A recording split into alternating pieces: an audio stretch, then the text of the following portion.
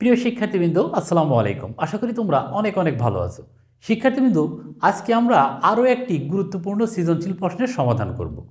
লক্ষ্য করো, এই প্রশ্নটি ময়মনসিংহ বোর্ড 2024 সালে ডিজিটাল ডিভাইস অংশ থেকে এসেছিল। তোমরা ক্লাসটি না টেনে প্রথম থেকে শেষ পর্যন্ত দেখলে এই ক্লাস থেকে অনেক কিছুই শিখতে পারবে। তো লক্ষ্য করো, এখানে উদ্দীপকে একটি চিত্র দেওয়া আছে। এরপরে ক নম্বরে বলা হয়েছে মৌলিক উপপাদ্য কী। খ নম্বরে বলা হয়েছে বুলিয়ান চলক ও প্রোগ্রামিং চলক একই নয়, ব্যাখ্যা করো। গ নম্বরে বলা হয়েছে উদ্দীপকের A1 দিয়ে নির্দেশিত ডিভাইসটি নর গেটের মাধ্যমে বাস্তবায়ন করো। সর্বশেষ ঘ নম্বরে বলা হয়েছে 13 এবং 15 সংখ্যা দুটি যোগ করতে উদ্দীপকের ডিভাইসটির সক্ষমতা বিশ্লেষণপূর্বক প্রয়োজনীয় ডিভাইসটি অঙ্কন করে তাতে যোগ ক্রিয়া দেখাও। তো আমরা এখন এই প্রশ্নটি ভেঙে ভেঙে তোমাদের বোঝানোর চেষ্টা করব। তোমরা ক্লাসটি মনোযোগ সহকারে দেখতে থাকো। তো লক্ষ্য করো, প্রথমেই ক নম্বরে বলা হয়েছে মৌলিক উপপাদ্য কী। বুলিয়ান অ্যালজাব্রায় যে উপপাদ্যগুলোর সাহায্যে জটিল লজিক ফাংশনের সমাধান করা হয় সেগুলোই হলো মৌলিক উপপাদ্য। আশা করি তোমরা বুঝতে পারলে। এরপরে লক্ষ্য করো, খ নম্বরে বলা হয়েছে বুলিয়ান চলক ও প্রোগ্রামিং চলক একই নয়, ব্যাখ্যা করো। তো তোমরা এভাবে লিখবে যে বুলিয়ান চলক এবং প্রোগ্রামিং চলক এক নয়, কারণ বুলিয়ান চলকের মান হয় 0 অথবা 1, কিন্তু প্রোগ্রামিং চলকের মান ডেটা টাইপ অনুযায়ী যে কোনো কিছু হতে পারে। আশা করি তোমরা বুঝতে পারলে। এরপরে লক্ষ্য করো, গ নম্বরে বলা হয়েছে উদ্দীপকের A1 দিয়ে নির্দেশিত ডিভাইসটি নর গেটের মাধ্যমে বাস্তবায়ন করো। শিক্ষার্থীবৃন্দ, তোমরা লক্ষ্য করো, এই যে উদ্দীপকের চিত্রটি দেওয়া আছে, এই চিত্রটি হচ্ছে একটি প্যারালাল বাইনারি অ্যাডার। এই প্যারালাল বাইনারি অ্যাডারের এই যে A1 নির্দেশিত যে ডিভাইসটি, এই ডিভাইসটি নর গেটের মাধ্যমে বাস্তবায়ন করতে বলা হয়েছে। তাহলে আমাদের দেখতে হবে যে এই যে A1 নির্দেশিত যে ডিভাইসটি আছে, এটি আসলে কোন ডিভাইস, এটি আমাদের আগে বুঝতে হবে। তো লক্ষ্য করো, এখানে এই ডিভাইসে ইনপুট আছে দুইটি। এই দেখো, এই একটি ইনপুট, এই একটি ইনপুট।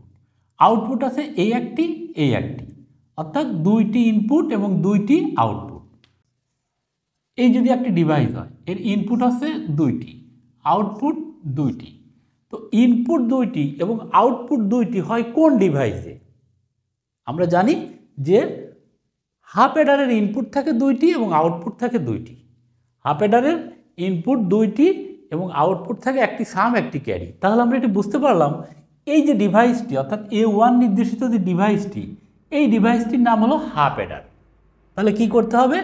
এই হাফ অ্যাডারটাকে নর গেটের মাধ্যমে বাস্তবায়ন করতে হবে। তাহলে আমরা মূল কথা বুঝতে পারলাম যে এই ডিভাইসটির নাম হাফ অ্যাডার। এই হাফ অ্যাডার নর গেট দিয়ে বাস্তবায়ন করতে হবে। তাহলে আমরা নর গেট দিয়ে এই হাফ অ্যাডার এখন বাস্তবায়ন করব।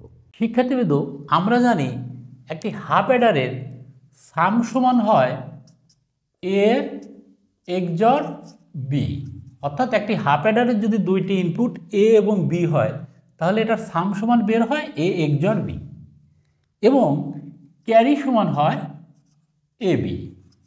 এটা আমরা জানি।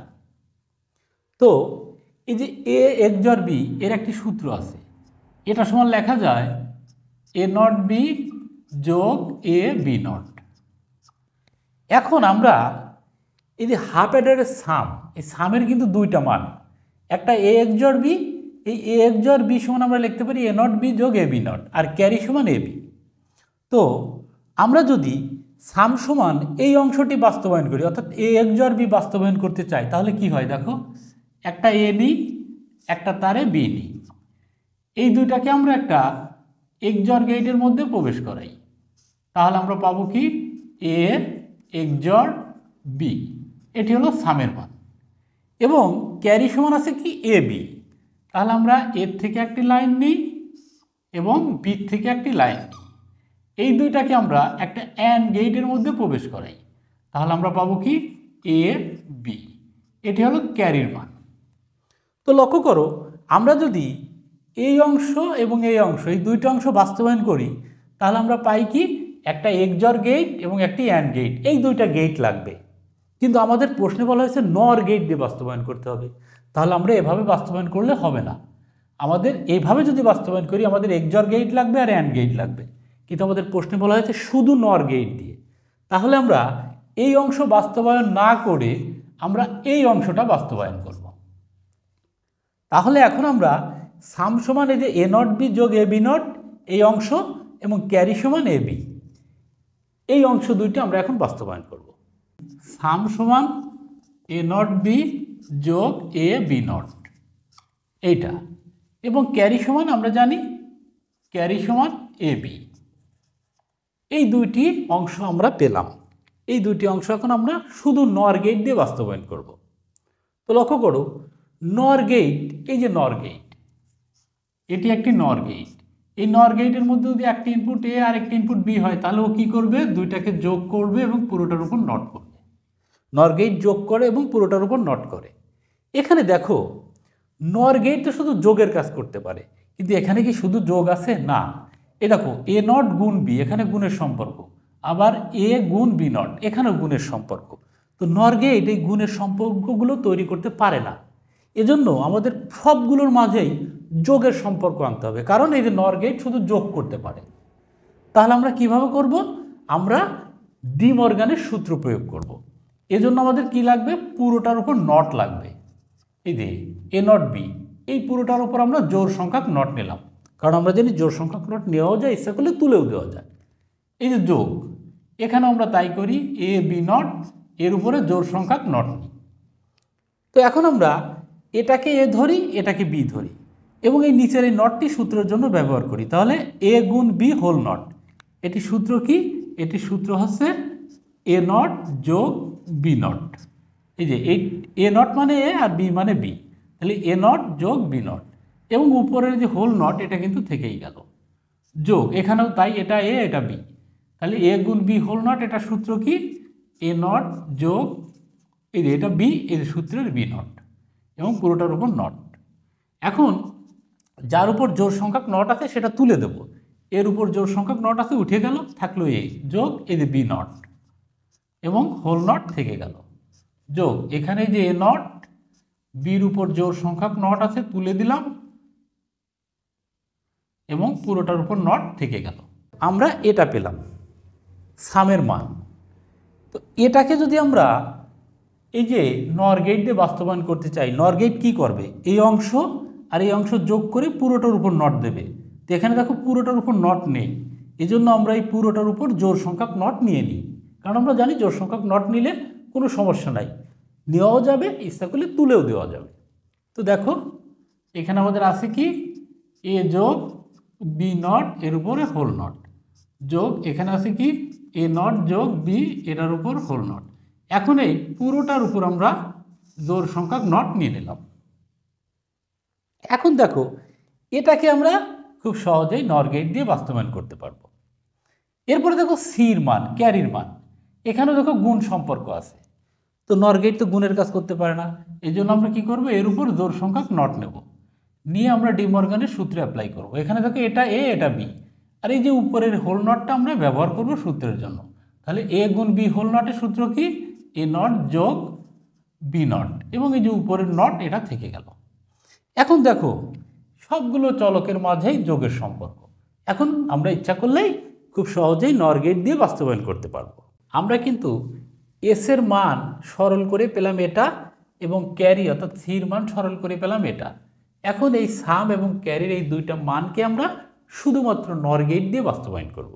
লক্ষ্য করো আমাদের এখানে চলক আছে এ বি, তাহলে আমরা এর জন্য একটি টান নিই, এটি এ, আর আছে কি এ নট। এই একে যদি আমরা একটি নর গেটের মধ্যে প্রবেশ করাই তাহলে পাবো এ নট। আর একটি তার নিলাম বি, বিকে যদি আমরা একটি নর গেটে প্রবেশ করাই তাহলে পাবো বি নট। দেখো আমাদের দরকার ছিল এ এ নট বি বি নট, এই তারগুলো কিন্তু আমরা পেয়ে গেলাম। এখন আমরা যে কাজটি করব, আমরা এই যে সামের দিকে লক্ষ্য করব। এখানে প্রথমে কি আছে? এ যোগ বি নট, তাহলে আমাদের এর থেকে একটি লাইন নিতে হবে এবং বি নট থেকে একটি লাইন নিতে হবে। এই দুইটাকে আমাদের একটি নর গেটের মধ্যে প্রবেশ করিয়ে দিতে হবে। তাহলে আমরা পাবো কি? এই তার দিয়ে প্রবেশ করলো এ, আর এই তার দিয়ে প্রবেশ করলো বি নট, এই দুটাকে যোগ করবে এবং পুরোটার উপর নট করবে। দেখো আমরা এই অংশটি পেলাম। এখন দেখো এই অংশে কি আছে, এ নট যোগ বি। তাহলে আমরা এ নট থেকে একটি লাইন নিই এবং বি থেকে একটি লাইন নিই। এই দুইটাকে আমরা একটি নর গেটের মধ্যে প্রবেশ করিয়ে দিই। তাহলে আমরা পাবো কি, এ নট যোগ বি, এই দুটাকে যোগ করবে এবং পুরোটার উপর নট করবে। আমরা এই অংশটি এবং এই অংশটি পেলাম। এখন এই দুইটা অংশকে আর একটি নর গেটের মধ্যে প্রবেশ করিয়ে দিতে হবে। এই দুইটাকে যদি আমরা আরেকটি নর গেটে প্রবেশ করাই, তাহলে এই দুইটাকে যোগ করবে নর গেট এবং পুরোটার উপর নট করবে। তো দেখো এই তার দিয়ে প্রবেশ করলো কি, এ যোগ বি নট হোল নট। এটা আমরা হুবহু লিখে নিই, এ যোগ বি নট হোল নট, এইটা প্রবেশ করলো। এবং এই তার দিয়ে প্রবেশ করলো এ নট যোগ বি হোল নট, এই দুটাকে যোগ করবে, তাহলে এ নট যোগ বি হোল নট। দেখো এই দুইটা অংশ আমরা যোগ করলাম, দুইটা তার দিয়ে দুইটা প্রবেশ করলো, এইটা যোগ এইটা, এবং পুরোটার উপর কি করবে, নট করবে। দেখো আমাদের সামের মানের উপরে কিন্তু দেখো দুইটা নট আছে, এখানে একটা নট হলো। তাহলে কি করব, এটাকে আমরা আরেকটা নর গেটের মধ্যে প্রবেশ করিয়ে দেব। আরেকটি নর গেটে প্রবেশ করলে কি হবে, এই জিনিসটার উপর আরেকটি নট যোগ হবে। দেখো এখানে কি আছে, এ যোগ বি নট হোল নট যোগ এ নট যোগ বি হোল নট। এই দেখো একটা নট ছিল, এর উপরে আর একটা নট যোগ হবে। দেখো দুইটা নট হয়ে গেল। তার মানে এটি ছিল কিন্তু এই দেখো সামের মান। তার মানে আমরা যে মানটি পেলাম এটি হলো সামের মান। এখন আমরা ক্যারির মান বাস্তবায়ন করবো। এই যে সিতে কি আছে, এ নট যোগ বি নট। তাহলে আমরা এ নট থেকে একটি লাইন নেব, এ নট থেকে একটি লাইন নেব এবং বি নট থেকে একটি লাইন নেব। এই যে বি নট থেকে একটি লাইন নেব, এই দুইটাকে একটা নর গেটের মধ্যে প্রবেশ করিয়ে দেব। এই দুইটাকে যদি নর গেটে প্রবেশ করাই, তাহলে দেখো এই তার দিয়ে ঢুকলো এ নট আর এই তার দিয়ে প্রবেশ করলো বি নট, এই দুটাকে যোগ করবে বি নট এবং পুরোটার উপর নট করবে। এই যে মানটি, এটি কিন্তু ক্যারির মান। তাহলে লক্ষ্য করো, আমরা কিন্তু সামের মানও পেলাম, ক্যারির মানও পেলাম। আমরা কি করলাম, শুধু নর গেট, দেখো যতগুলো গেট ব্যবহার করছি সবই নর গেট। এই নর গেট ব্যবহার করে আমরা এই যে সাম এটা বাস্তবায়ন করছি এবং এই যে ক্যারির মান, এই ক্যারির মানও বাস্তবায়ন করছি। অর্থাৎ এই সাম এবং ক্যারির মান ছিল কিন্তু হাফ অ্যাডারের আউটপুট, হাফ অ্যাডারের সাম আর হাফ অ্যাডারের ক্যারি, এই দুইটা বাস্তবায়ন করলাম কি দিয়ে, শুধু নর গেট ব্যবহার করে।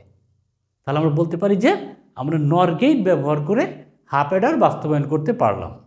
আশা করি তোমরা বুঝতে পারলে। শিক্ষার্থীবৃন্দ, সর্বশেষ ঘ নম্বরে বলা হয়েছে 13 এবং 15 সংখ্যা দুটি যোগ করতে উদ্দীপকে উল্লেখিত ডিভাইসটির সক্ষমতা বিশ্লেষণপূর্বক প্রয়োজনীয় ডিভাইসটি অঙ্কন করে তাতে যোগের ক্রিয়া দেখাও।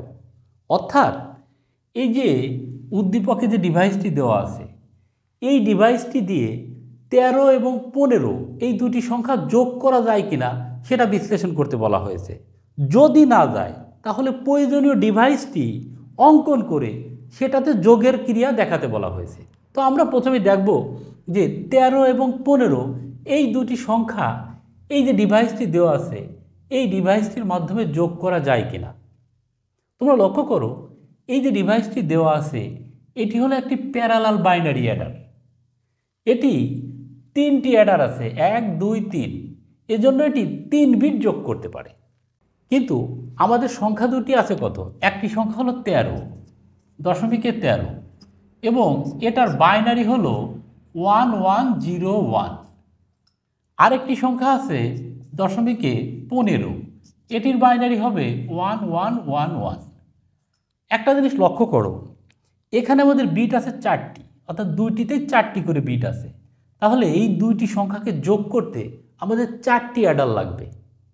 তো এখানে আছে 3টি অ্যাডার, এই 3টি অ্যাডার দিয়ে তো 3 বিট যোগ করা যায়, কিন্তু এখানে আমাদের আছে 4 বিট।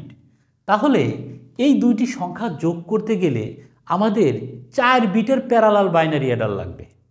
সুতরাং আমরা বলতে পারি যে উদ্দীপকে উল্লেখিত যে ডিভাইসটি দেওয়া আছে এটি দিয়ে এই দুইটি সংখ্যা যোগ করা যাবে না। এই দুইটি সংখ্যা যোগ করতে হলে আমাদের 4 বিটের প্যারালাল বাইনারি অ্যাডার লাগবে, অর্থাৎ 4টি অ্যাডার লাগবে। 4 বিটের প্যারালাল বাইনারি অ্যাডারের যোগের প্রক্রিয়াটি কীরকম হবে সেটি আমরা দেখব।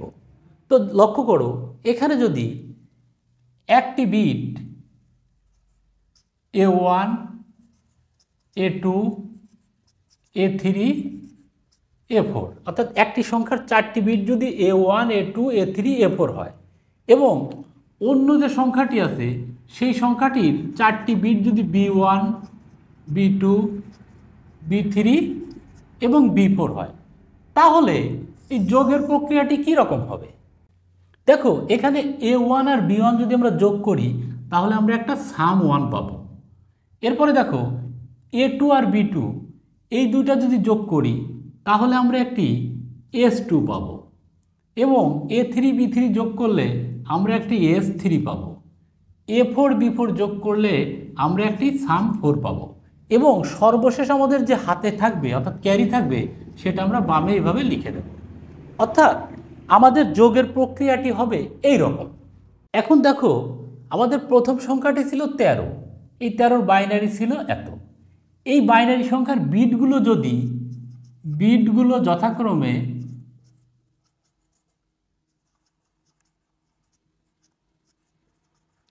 যথাক্রমে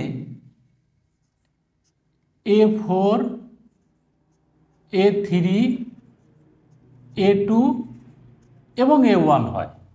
আমরা ধরে নিলাম যে এই প্রথম বিটটি A4, তারপরের বিটটি A3, তারপরের বিটটি A2 এবং এই বিটটি A1, এটা আমরা ধরে নিলাম।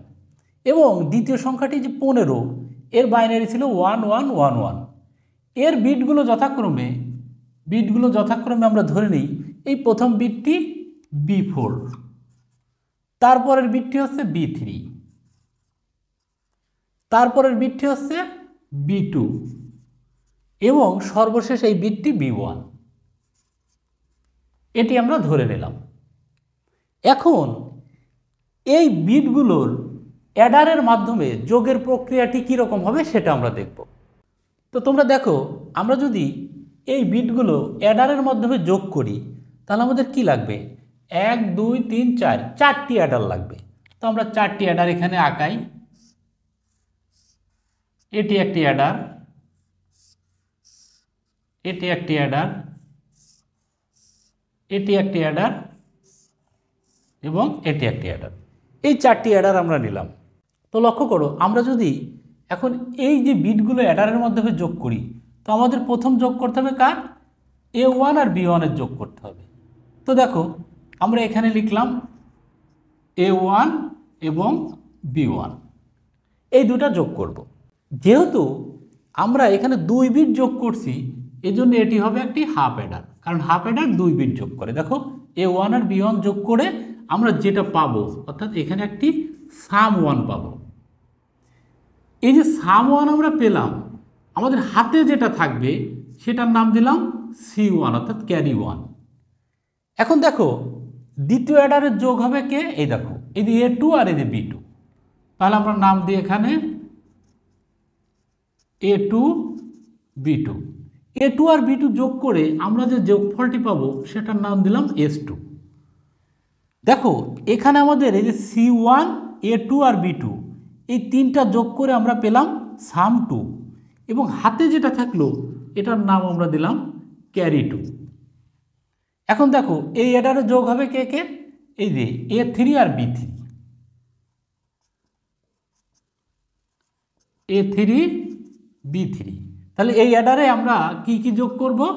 এই দুইটা দেখো, A3 B3 আর এই যে ক্যারি 2 ছিল, এই ক্যারি 2 কিন্তু এই অ্যাডারে যোগ হবে। তাহলে আমরা এই তিনটা যোগ করে পাবো কি? একটা S3 এবং হাতে যেটা থাকবে সেটা হলো C3। এখন দেখো, সর্বশেষ আমরা এই অ্যাডারে যোগ করবো এই যে A4 আর B4, A4 আর B4, A4 এবং B4 যোগ হবে আর এই যেখানে যে C3 ক্যারি 3 ছিল এটা কিন্তু এই অ্যাডারে চলে আসবে। এইটা আর এইটা অর্থাৎ C3 B4 A4 এই তিনটা যোগ করলে আমরা এখানে পাবো সাম 4 এবং সর্বশেষ আমাদের হাতে যেটা থাকবে সেটা হচ্ছে C4 অর্থাৎ ক্যারি 4। অ্যাডারের মাধ্যমে আমাদের এই যোগের প্রক্রিয়ায় এখানে দেখো এটা 2 বিট ছিল হাফ অ্যাডার, এখানে কিন্তু দেখো এই যে হাতে যেটা ছিল সেটা কিন্তু এই অ্যাডারে চলে আসবে অর্থাৎ A2 B2 আর এই যে C1 এখানে দেখো 3 বিট হয়ে গেছে। এই জন্য এটার জন্য লাগবে একটা ফুল অ্যাডার, কারণ ফুল অ্যাডার 3 বিট যোগ করে। এখানেও দেখো A3 B3 আর এই যে ক্যারি 2 ছিল, এই 3টা বিট আমাদের যোগ করে S3 হলো। যেহেতু 3 বিট যোগ হলো এই জন্য এখানে লাগবে একটা ফুল অ্যাডার। দেখো এর পরেরটা দেখো, এখানে A4 B4 আর এই যে ক্যারি 3 এটা কিন্তু এই অ্যাডারের সাথে যোগ হবে, তাহলে এখানে আমাদের 3 বিট হলো, এই জন্য এটার জন্য লাগবে একটা ফুল অ্যাডার। শিক্ষার্থীবৃন্দ, আমরা যদি অ্যাডারের মাধ্যমে যোগ করি তাহলে আমাদের যোগের প্রক্রিয়াটি ঠিক এরকম হবে। শিক্ষার্থীবৃন্দ, আমাদের দুইটি সংখ্যা ছিল, 13 এর বাইনারি ছিল 1101 এটা এবং 15 এর বাইনারি ছিল এইটা। তো এই দুইটি সংখ্যার যোগফল এখন আমরা সার্কিটের মাধ্যমে দেখাবো। তো লক্ষ্য করো, এখানে যেহেতু 4 বিট আছে আমরা 4টি সার্কিট নেব। আমাদের এই দুইটি বাইনারি সংখ্যা যোগ করতে হবে, যেহেতু 4টি বিট আছে আমরা 4টি অ্যাডার নিলাম। তো এই দুইটি যোগ যদি আমরা সরাসরি করি তাহলে এরকম হতো, দেখো 1 1 0 1 আর 1 1 1 1 যোগ করলে আমরা কিভাবে করতাম, দেখো এখানে প্রথমে এই 1 আর এই 1 যোগ করতাম, তাহলে আমরা এখানে এই যোগটাই জাস্ট অ্যাডারে ফেলে করব, অ্যাডার দিয়ে করব। তাহলে দেখো এখানে 1 নিই এখানে 1 নিই, অর্থাৎ এই 1 আর এই 1 1 1 যোগ করলে হয় কত 0, হাতে থাকে 1। এই যে 1 হাতে ছিল এটা এখন এই অ্যাডারের সাথে যোগ হবে। দ্বিতীয় যোগটি কার হবে, দেখো এই 0 আর 1 এর, এই দেখো 0 আর 1। তো দেখো এখানে আমাদের বিট হলো কয়টি, 0 1 আর এই যে হাতে ছিল 1, এই 3টা যোগ করতে হবে এই অ্যাডারে। এর জন্য 3 বিটের জন্য ফুল অ্যাডার নিলাম, এই যে ফুল অ্যাডার।